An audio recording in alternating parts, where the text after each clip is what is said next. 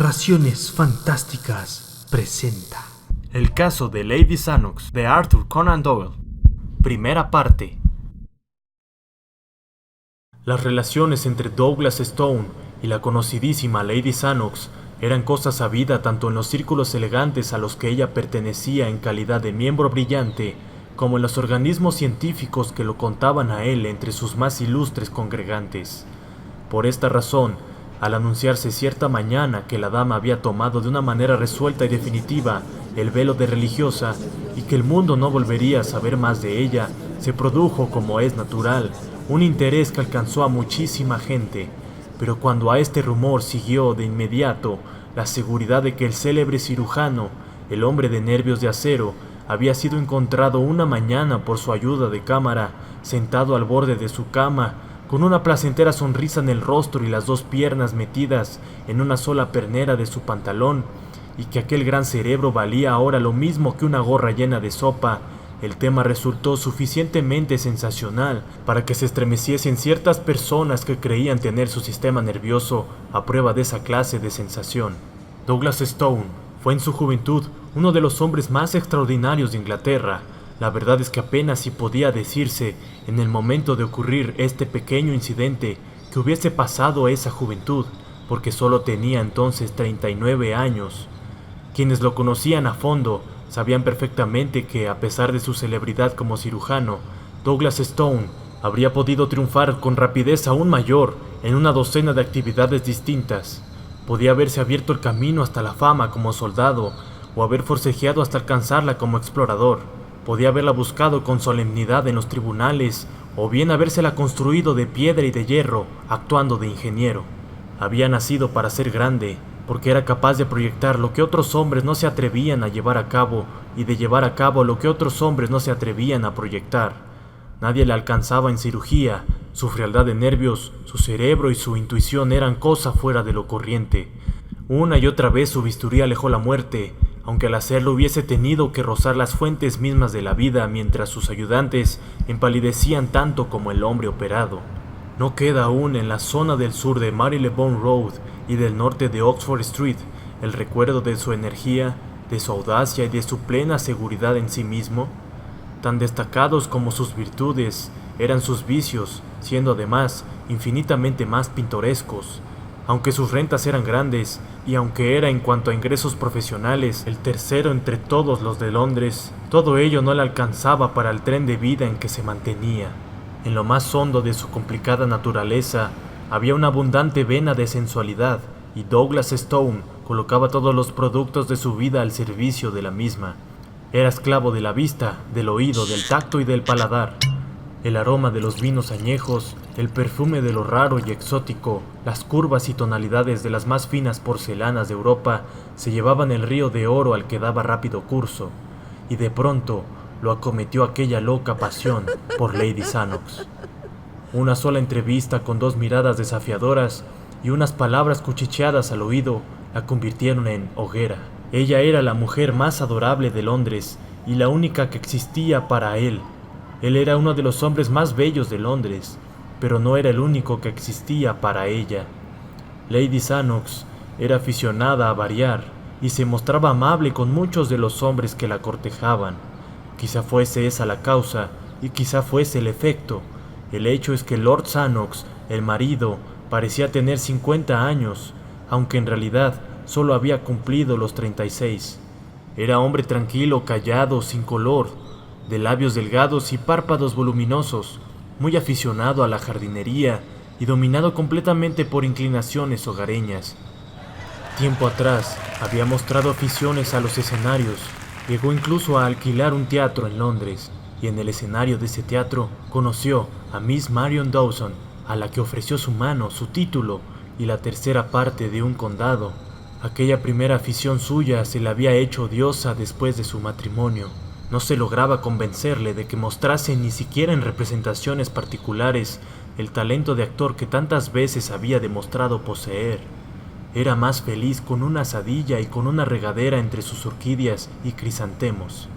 Resultaba problema interesantísimo el de saber si aquel hombre estaba desprovisto por completo de sensibilidad o si carecía lamentablemente de energía. ¿Estaba acaso enterado de la conducta de su esposa y la perdonaba, o era solo un hombre ciego, caduco y estúpido. ¿Era ese un problema propio para servir de alimento a las conversaciones en los saloncitos coquetones en que se tomaba el té y en las ventanas heledizas de los clubes mientras se saboreaba un cigarro? Los comentarios que hacían los hombres de su conducta eran duros y claros. Solo un hombre habría podido hablar en favor suyo, pero ese hombre era el más callado de todos los que frecuentaban el salón de fumadores. Ese individuo le había visto domar un caballo en sus tiempos de universidad y su manera de hacerlo le había dejado una impresión duradera. Pero cuando Douglas Stone llegó a ser el favorito, cesaron de una manera definitiva todas las dudas que se tenían sobre si Lord Sannox conocía o ignoraba aquellas cosas. Tratándose de Stone, no cabían excusas, porque como era hombre impetuoso y violento, dejaba de lado las precauciones y toda discreción. El escándalo llegó a ser público y notorio. Un organismo docto hizo saber que había borrado el nombre de Stone de la lista de sus vicepresidentes. Hubo dos amigos que le suplicaron que tuviese en cuenta su reputación profesional. Douglas Stone abrumó con su soberbia y gastó 40 guineas en una ajorca que llevó de regalo en su visita a la dama. Él la visitaba todas las noches en su propia casa y ella se paseaba por las tardes en el coche del cirujano. Ninguno de los dos realizó la menor tentativa para ocultar sus relaciones, pero se produjo, al fin, un pequeño incidente que las interrumpió. Era una noche de invierno triste, muy fría y ventosa. Ululaba el viento en las chimeneas y sacudía con estrépito las ventanas. A cada nuevo suspiro del viento se oía sobre los cristales un tintineo de la fina lluvia que tamborileaba en ellos, apagando por un instante el monótono sonido del agua que caía de los aleros. Douglas Stone había terminado de cenar y estaba junto a la chimenea de su despacho, con una copa de rico porto sobre la mesa de malaquita que tenía a su lado. Al acercarla hacia sus labios, la miró a contraluz de la lámpara, contemplando con pupila de entendido las minúsculas escamitas de flor de vino, de un vivo color rubí, que flotaban en el fondo. El fuego llameante proyectaba reflejos súbitos sobre su cara audaz y de fuerte perfil, de grandes ojos grises, labios gruesos pero tensos y de mandíbula fuerte y en escuadra. Tenía algo de romano en su energía y animalidad. Al acomodarse en su magnífico sillón, Douglas Stone se sonreía de cuando en cuando. A decir verdad, tenía derecho a sentirse complacido. Contrariando la opinión de 6 de sus colegas, había llevado a cabo ese mismo día una operación de la que solo podían citarse 2 casos hasta entonces, y el resultado obtenido superaba todas las esperanzas. No había en Londres nadie con la audacia suficiente para proyectar, ni con la habilidad necesaria para poner en obra aquel recurso heroico. Pero Douglas Stone había prometido a Lady Sannox que pasaría con ella la velada, y eran ya las 8:30. Había alargado la mano hacia el llamador de la campanilla para pedir el coche, cuando llegó a sus oídos el golpe sordo del aldabón de la puerta de calle. Se oyó un instante después ruido de pies en el vestíbulo y el golpe de una puerta que se cerraba. «Señor, en la sala de consulta hay un enfermo que desea verlo». «¿Se trata del mismo paciente?» «No, señor. Creo que desea que salga usted con él». «Es demasiado tarde», exclamó Douglas Stone con irritación. «No iré». «Esta es la tarjeta del que espera, señor». El ayuda de cámara se la presentó en la bandeja de oro que la esposa de un primer ministro había regalado a su amo. Jamil Ali Smirna. Supongo que se trata de un turco. Así es, señor. Parece que hubiera llegado del extranjero, señor, y se encuentra en un estado espantoso. Entiendo. El caso es que tengo un compromiso y he de marchar a otra parte, pero lo recibiré. Hágalo pasar, Pym. Unos momentos después, el ayuda de cámara abría de par en par la puerta y dejaba paso a un hombre pequeño y decrépito, que caminaba con la espalda inclinada, tenía el rostro muy moreno y el pelo y la barba de un color negro muy oscuro. Sostenía en una mano un turbante de muselina blanca con listas encarnadas y en la otra una pequeña bolsa de gamuza. «Buenas noches», dijo Douglas Stone una vez que el criado cerró la puerta. «Usted habla español, ¿verdad?» Sí, señor. Yo procedo del Asia Menor, pero hablo algo de español lentamente.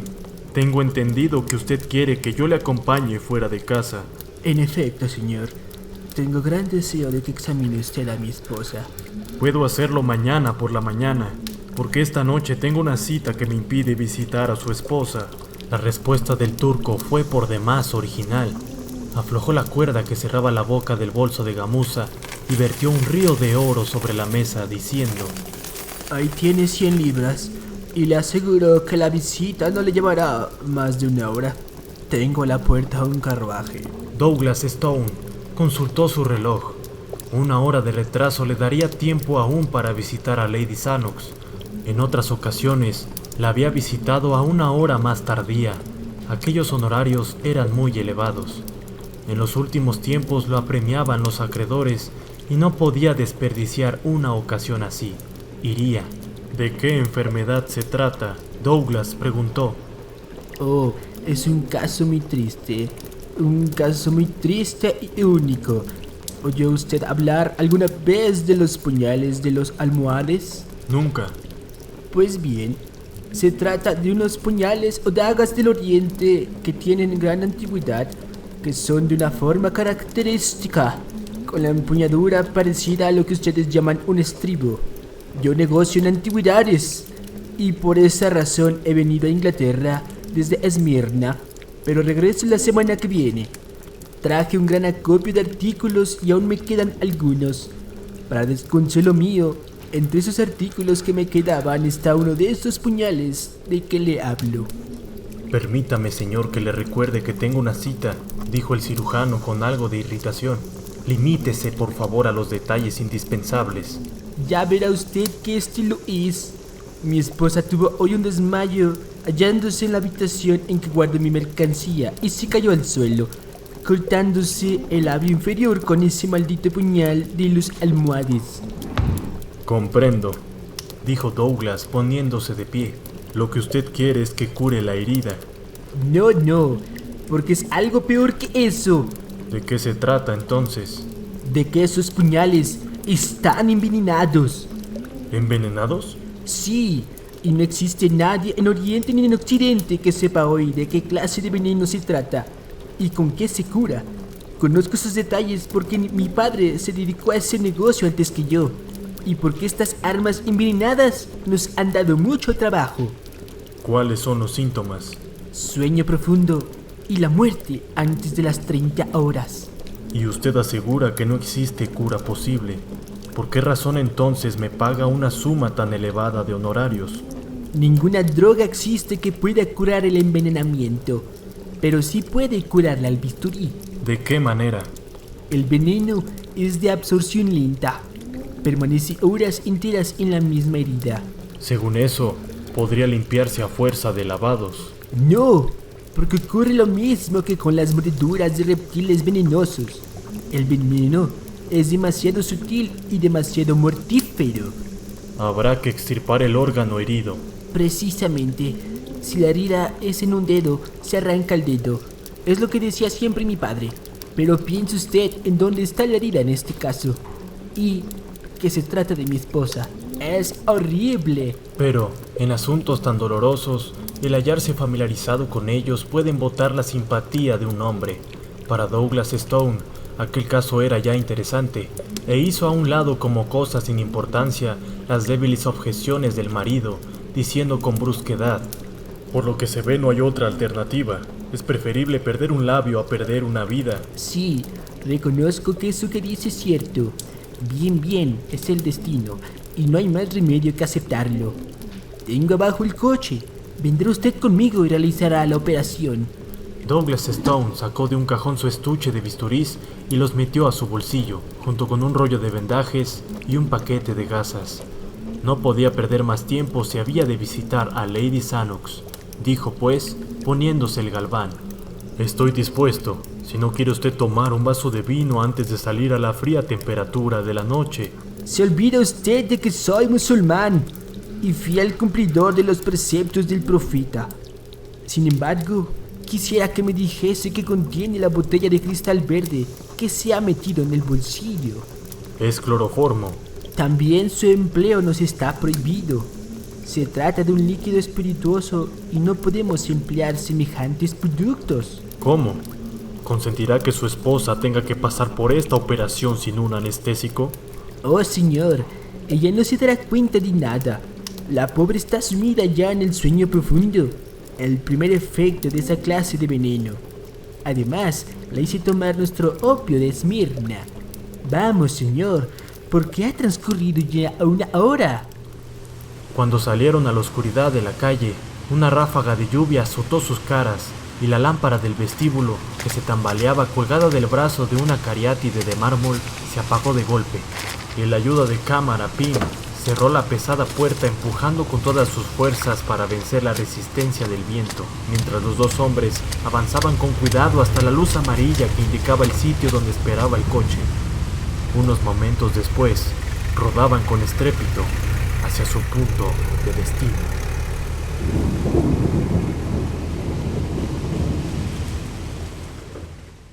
No te pierdas la segunda parte de este audiolibro. Si te gusta este y otros videos de narraciones fantásticas, te agradeceríamos tu pulgar arriba. Suscríbete si quieres seguir escuchando más material fantástico. Toca la campanita para que recibas al instante noticias del canal. Hasta pronto. Narraciones fantásticas.